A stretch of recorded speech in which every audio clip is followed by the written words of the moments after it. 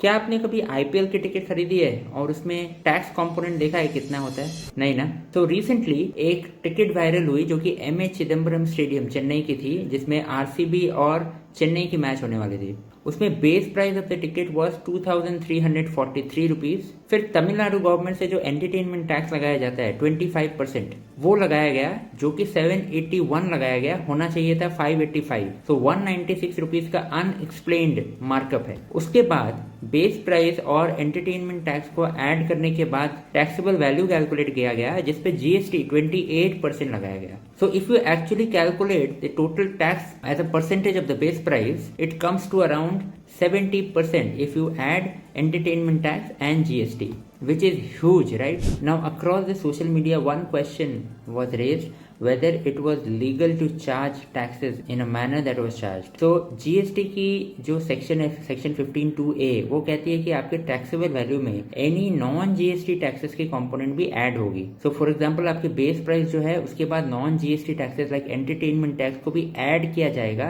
To arrive at a taxable value on which GST would be charge. So legally वो correct कर रहे हैं, but ethically whether it is correct और not, that our lawmakers have to decide. To charge tax on tax is not ethical. Also, when you are buying your IPL ticket, you are paying for the ticket out of your income taxed money. So it is actually triple tax.